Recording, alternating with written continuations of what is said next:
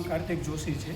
આજે મેં જિલ્લા કલેક્ટરશ્રીને જૂનાગઢ જિલ્લા વતી આવેદનપત્ર આપવા આવેલા છીએ કે જે ગાંધીનગરમાં ખેલ સહાયક અને વ્યાયામ શિક્ષકો દ્વારા જે અહિંસક ગાંધી ચિંધ્યા માર્ગે જે આંદોલન ચાલી રહ્યું છે, તો એ આંદોલનને જૂનાગઢ જિલ્લાના તમામ વ્યાયામ શિક્ષકો, ખેલ સહાયકો, રમતગમતને લગતા રમતગમત પ્રેમીઓ અમે તમામ લોકો અહીંયા કલેક્ટર સાહેબને આવેદનપત્ર આપવા આવેલા છીએ। અમારી એક જ માંગ છે, પ્રાથમિક શાળાની અંદર વ્યાયામ શિક્ષકોની કાયમી ભરતી કરવામાં આવે। ગુજરાત સરકાર દ્વારા 2023માં એસએટી નામની એક એક્ઝામ લેવામાં આવેલી હતી। એસએટી એટલે કે ખેલ અભિરુચિ કસોટી। તો આજે અહીંયા જેટલા ઉમેદવારો ઉપસ્થિત છે એ લોકો એક્ઝામ પાસ કરીને આવેલા છે। પ્રાથમિક શાળાની અંદર 5075 જેટલી વ્યાયામ શિક્ષકોની જગ્યા ખાલી છે, પરંતુ સરકાર તેમાં કાયમી ભરતી નથી કરતી અને કોન્ટ્રાક્ટ ઉપર ભરતી કરે છે। જો કોન્ટ્રાક્ટ પ્રથા એટલી જ સારી હોય તો સરકારને અમારા દરેક ઉમેદવારો વતી એટલી રજૂઆત છે કે આપણી ગવર્મેન્ટ પણ કોન્ટ્રાક્ટ ઉપર ચલાવવી જોઈએ, દરેક પોસ્ટ કોન્ટ્રાક્ટ ઉપર ચલાવવી જોઈએ, પોલીસની ભરતી પણ કોન્ટ્રાક્ટ ઉપર થવી જોઈએ, જેથી કરીને બધાને કોન્ટ્રાક્ટનો લાભ મળે। નામ માધુરી છે, ખેલ સહાયક તરીકે અત્યારે છું અને અમે લોકો અહીંયા આવેદનપત્ર દેવા માટે આવ્યા છે કે અમારી કાયમી ભરતી કરો।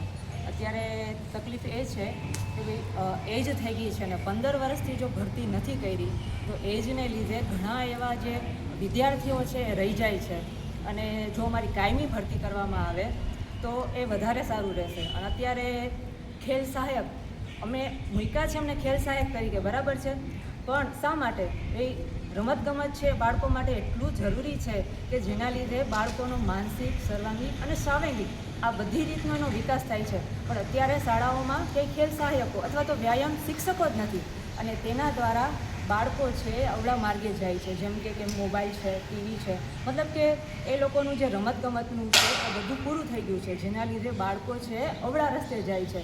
તમે અત્યારે જુઓ છો કે મુંજાસરનો જે કિસ્સો છે શા માટે આવ્યો છે કે બાળકો પાસે રમતગમતની કોઈ એક્ટિવિટી જ નથી, કે એ લોકોને કોઈ જ્ઞાન આપે એવું કોઈ છે જ નહીં કે રમત શું છે, કેવી રીતના રમાય। અત્યારે શેરી રમતો છે બધી બંધ થઈ ગઈ છે અને એ બધું મળે છે ક્યાંથી? શિક્ષકો દ્વારા। જો દરેક શાળામાં વ્યાયામ શિક્ષકોની ભરતી કરવામાં આવે તો આવા જે પ્રશ્નો છે એ થાય જ નહીં। હું અત્યારે ખેલ સહાયક તરીકે છું। અમારે લોકોને કાયમી ભરતી કરવામાં આવી નથી, જેના લીધે અમે અત્યારે એમનેમ જ છીએ। પરંતુ જો શાળામાં ખેલ સહાયકની હેતલ રામદેવ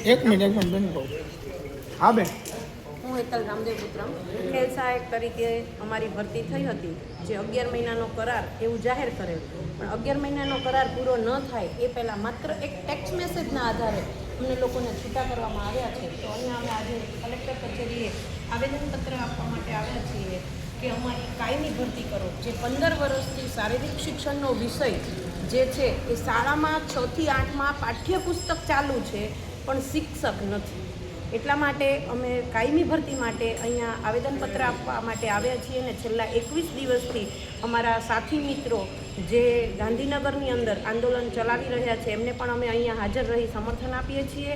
અને સરકારને અમારે એટલું જ કહેવું છે કે દરેક શાળામાં કાયમી શિક્ષક મળે, શારીરિક શિક્ષણના કાયમી શિક્ષક મળે તો બાળકોને પણ ખૂબ સારા લાભ થાય છે। આજકાલ બાળકો મોબાઈલ તરફ, ટીવી તરફ જે વળ્યા છે, જો એ શારીરિક પ્રવૃત્તિ કરશે તો આ બધું પણ દૂર થશે અને એમને એક શારીરિક અને માનસિક વિકાસ થશે બાળકનો।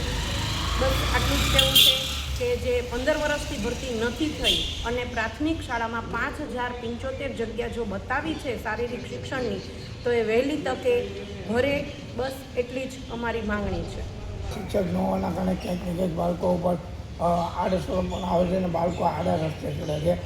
સિગરેટ, બીડી એવા રસ્તેને ખાસ કરીને શિક્ષક દ્વારા તમે શું અપીલ કરો છો બાળકો માટે? બાળકો અત્યારે જો હાલમાં અમે શાળામાં નથી, બરાબર, તો બાળકો અમને ફોન કરે છે કે તમે ક્યારે આવશો, તમે નથી તો અમારે રમવાનું બંધ છે। અને હાલમાં ખેલ મહાકુંભ જો પૂર્ણ થયું અને બાળકો જિલ્લા કક્ષાએ પ્રાઇમરી શાળાઓમાં તમે આ વખતે જોવો તો સરકારી પ્રાઇમરી શાળાઓમાંથી સૌથી વધારે બાળકો નંબર લઈને આવ્યા છે। જે રાજ્ય કક્ષા સુધી સિલેક્શન એમનું થયું છે ને અત્યારે રાજ્ય કક્ષાની સ્પર્ધાઓ ચાલુ છે ત્યારે અમે કોઈ પણ ખેલ સહાયક અત્યારે શાળામાં હાજર નથી, તો અમુક બાળકો એવું કહે છે એમની પ્રેક્ટિસ પણ બંધ છે તો કેવી રીતે શાળાએ જાય? એટલે બાળકનો વિકાસ રૂંધાય છે એવું અમને બધાને લાગી રહ્યું છે। બેન એક તરફ સરકાર એવું કહે છે રમશે ગુજરાત જીતશે ગુજરાતની વાતો કરે, શું કહેતો? રમશે ગુજરાત જીતશે ગુજરાત કેવી રીતે? જો તમે એક ખેલ સહાયક શાળામાં ન હોય તો બાળકોને કેવી રીતે રમાડશે? કેવી રીતે બાળક ખીલશે? તો આની કાયમી ભરતી થવી જ જોઈએ.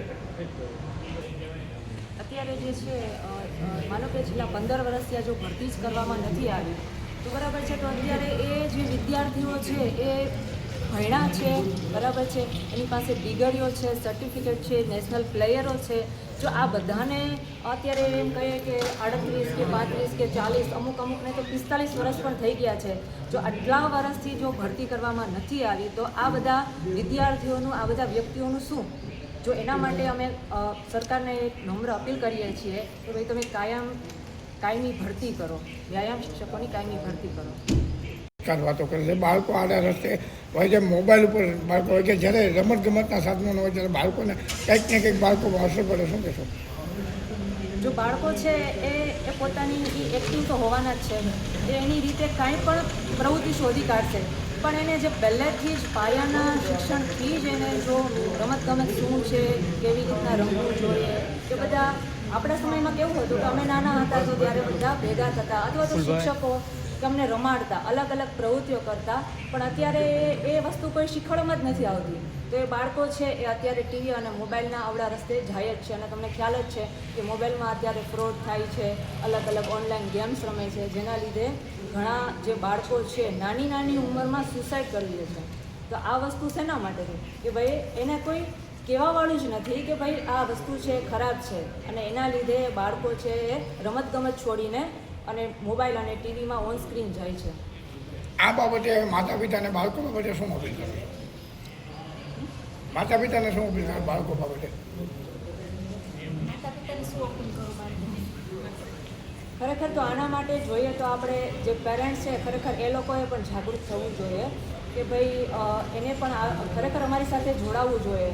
એ લોકોએ એના બાળકોની ચિંતા હોવી જોઈએ ખરેખર કે ભાઈ આ છોકરાઓ છે એ ટીવીની સામે એના લીધે આંખોને નુકસાન થાય છે, એનું જે બેસવાનું પોસ્ચર છે એ અલગ રીતે બેસે છે. જો આ બધી વસ્તુ છે ખરેખર વાલીઓએ ભાઈ જાગૃત થવું જોઈએ, અમને સપોર્ટ આપવો જોઈએ.